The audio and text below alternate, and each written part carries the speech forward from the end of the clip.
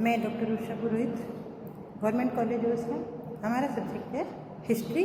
आज हम पढ़ेंगे आदि ऐतिहासिक काल। आदि ऐतिहासिक काल को दो भागों में बांटा जाता है, सिंधु घाटी की सभ्यता का काल और वैदिक सभ्यता का काल। पहले हम लेंगे सिंधु घाटी की सभ्यता।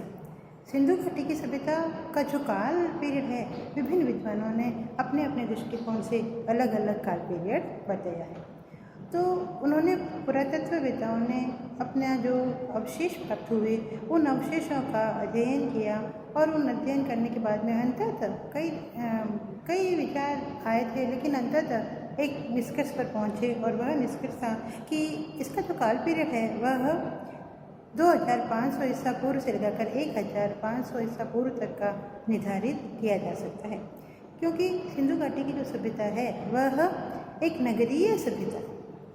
तो जब हम देखते हैं कि आदि ऐतिहासिक काल है, तो अवश्य ही जो पुरातत्ववेत्ताओं ने खोज की, जो उपकरण मिले, जो चीज़ें मिली, जो अवशेष मिले, उन सब का अध्ययन करने के बाद में उसे लिखा गया और उसको समझने का प्रयास किया गया। और समझने के बाद में जो उन लोगों ने जो बातें बताई, उससे यह साबित होता है कि यह सभ्यता नगरीय सभ्यता थी। इसमें सुविकसित नियोजित तरीके से बनाए हुए नगर मिले हैं, सुविकसित तरीके से बनाई हुई सड़कें मिली है, एक विशाल स्नानागार जो है वह मिला है। इन सभी चीज़ों का अध्ययन करने पर अंततः हम यह कह सकते हैं कि सिंधु घाटी की जो सभ्यता थी वह एक सुविकसित, सुनियोजित नगरीय सभ्यता थी। वहाँ के लोग जो थे उनका काफ़ी विकास हो चुका था। नदी घाटी सभ्यताओं के अंतर्गत सभी सभ्यताओं में सबसे प्राचीन सभ्यता सिंधु घाटी की सभ्यता को माना गया है। वो उसके जो अवशेष प्राप्त हुए हैं उनका, और जो दूसरी सभ्यताएं हैं उनके जो अवशेष प्राप्त हुए हैं, जैसे मिस्र की सभ्यता, मेसोपोटामिया की सभ्यता, बेबीलोनिया की सभ्यता, इन सभी सभ्यताओं के से प्राप्त जो अवशेष हैं वे, और सिंधु घाटी की सभ्यता से प्राप्त जो अवशेष हैं वे, इन सब का एक तुलनात्मक अध्ययन किया गया। उसमें अंततः यह निष्कर्ष निकला था कि सिंधु घाटी की सभ्यता के जो अवशेष हैं वह अन्य सभ्यताओं से अधिक प्राचीन प्रतीत होते हैं। इसलिए सिंधु घाटी की सभ्यता को हम इतिहास के अध्ययन में सबसे प्राचीन सभ्यता कहते हैं। सिंधु घाटी की सभ्यता में हम इसको अलग अलग दृष्टिकोणों से पढ़ते हैं। जैसे सिंधु घाटी कालीन लोगों के जो रहने का जो सिस्टम था, उस सिस्टम के अंदर उन्होंने सामाजिक क्षेत्र में, आर्थिक क्षेत्र में और राजनीति के क्षेत्र में किस प्रकार से उन्होंने विकास किया, कैसी उनकी व्यवस्था थी, सबका अध्ययन किया जाता है। यद्यपि राजनीति के संबंध में कोई भी स्पष्ट प्रमाण नहीं मिला, लेकिन वहाँ जो अन्य चीज़ें मिली हैं उन सभी से अनुमान लगाया जाता है अवश्य कोई एक ऐसी संस्था जरूर रही होगी जिसने कि सुनियोजित तरीके से कार्य करने की प्रणाली बनाई होगी और उसको निश्चित किया होगा और उसके आधार पर सारा कार्य किया होगा। तो इसलिए हम ये कह सकते हैं कि वहाँ अवश्य ही कोई राजनीतिक व्यवस्था रही होगी। यद्यपि जो भी हमें अवशेष प्राप्त हुए हैं उसमें लिखित सामग्री तो अपार मिली है, लेकिन उसको अभी तक पढ़ा नहीं जा सका है। अन्य सभ्यताओं की लिपियों को पढ़ लिया गया, लेकिन सिंधु घाटी की सभ्यता में लिखी हुई खूब चीज़ें मिली, लेकिन फिर भी अभी तक उसकी लिपि को पढ़ा नहीं गया है। इसलिए अभी पूर्णतः सही जानकारी प्राप्त नहीं हुई है। सिक्के मिले हैं, सिक्कों पर जो आकृतियाँ मिली हैं उससे अनुमान लगाया जा रहा है। मोहरें मिली है, कुछ बर्तन मिले हैं, उन सभी से अनुमान लगाया जा रहा है। जैसे एक मोहर मिली है, उस मोहर के आधार पर उनके धार्मिक जीवन का अध्ययन किया जा सकता है। जैसे एक पशुपतिनाथ की मोहर मिली है और वो जो मोहर है वह उस पर एक ध्यान मग्न अवस्था में बैठा हुआ पुरुष है, उस पुरुष के चारों तरफ पशु है और उसके पास में ही एक त्रिशूल नुमा चीज़ रखी हुई है। तो इस सबको देख करके ये अनुमान लगाया गया है कि अवश्य ही ये जो ध्यान मग्न अवस्था में बैठा हुआ जो मनुष्य है वह अवश्य ही शिव के समान प्रतीत होता है, तो वे लोग शिव के उपासक रहे होंगे।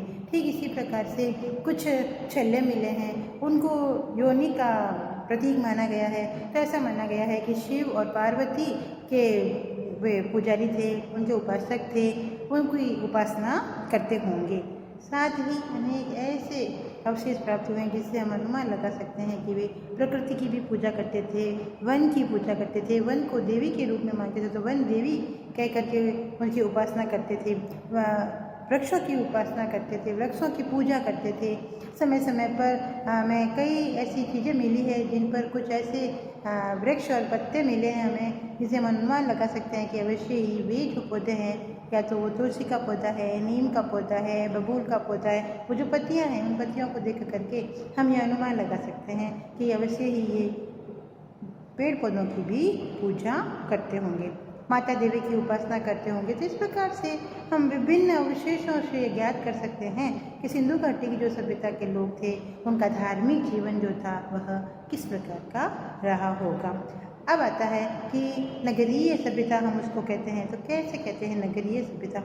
तो जो हमें भवन मिले हैं, भवन निर्माण की जो शैली मिली है, तो भवन निर्माण की शैली में जो हमें एक प्रकार के बने हुए भवन हैं, जैसे प्रवेश द्वार है, प्रवेश द्वार के अंदर एक छोटा चौक है, चौक के पास में दो कक्ष बने हुए हैं छोटे छोटे, बीच में खुला चौक बना हुआ है।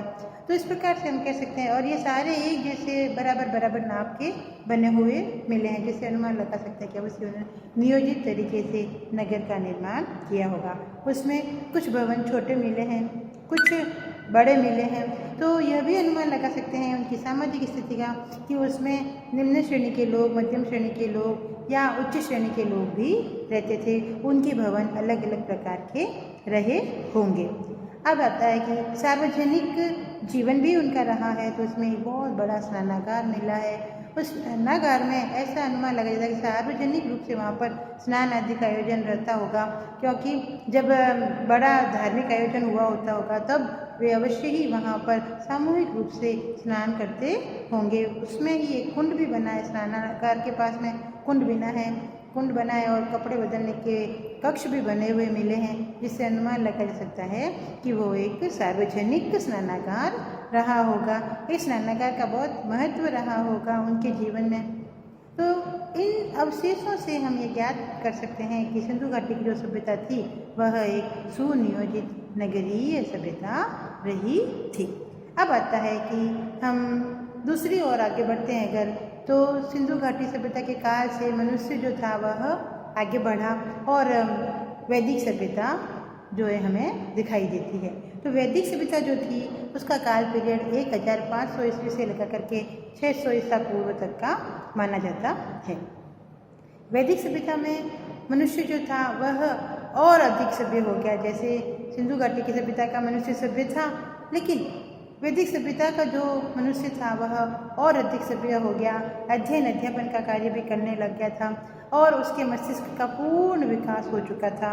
तो वह अध्यात्म के क्षेत्र में भी चिंतन मनन आदि करने लग गया था। इस काल के अंदर जो है हम इस सभ्यता को और दो भागों में बांट सकते हैं। अध्ययन की सुविधा की दृष्टि से विस्तार से मैं अन्य मेरे जो लेक्चर होगा उसमें बताऊंगी। अभी मैं सीधा आगे बढ़ती हूँ कि हम इसको दो कालों में बांट सकते हैं, ऋग्वैदिक काल और उत्तर वैदिक काल।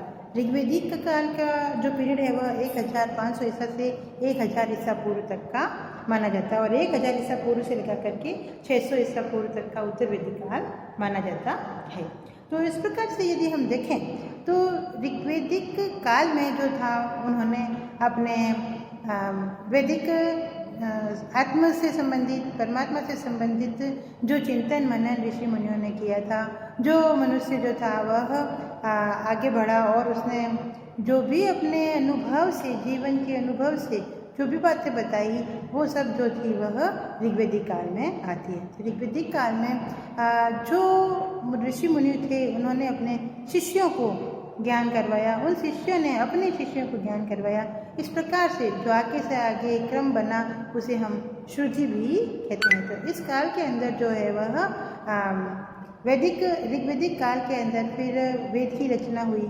वेद जो है मुख्य रूप से अलग अलग विषय के अंदर हमें जानकारी देता है, जैसे राजनीति की जानकारी देता है, अर्थशास्त्र की जानकारी देता है, धार्मिक जीवन की जानकारी देता है, अध्यात्म के क्षेत्र में जो विकास हुआ उसकी जानकारी देता है। इस प्रकार से खूब सारे विषय जो थे वह इस वेद के अंतर्गत हमें प्राप्त होते हैं अध्ययन करने के लिए। तो इसकी अध्ययन की सुविधा के लिए अंततः इसको 4 भागों में बांटा गया। वे जो 4 भाग हैं उन्हें वैदिक संहिताएं भी कहा जाता है। वे जो वैदिक संहिता हैं उसमें है ऋग्वेदिक संहिता, सामवेद, यजुर्वेद और अथर्ववेद। ये 4 भागों में इसको बांटा गया है। इसको बांटने का जो काम किया था वह बाद के समय में किया गया था और कहा जाता है कि कृष्णद्वैपायन व्यास के द्वारा इसका ये विभाजन किया गया था, तो इसलिए उनका एक नाम और पड़ गया, वो है वेद व्यास। तो वेद व्यास जो थे उन्होंने इन संहिता का निर्माण किया था, तो उनका नाम वेद व्यास नहीं है, कृष्णद्वैपायन व्यास है। उसके बाद में उत्तर वैदिक काल में आते आते परिस्थितियाँ कुछ बदल गई थी। इतना बड़ा जो ये ग्रंथ था वह अध्ययन की सुविधा से सुलभ नहीं था। ये 4 संहिताएँ बनने के बाद में भी जो था काफ़ी कठिनाई होती थी अध्ययन करने के लिए। तो फिर जो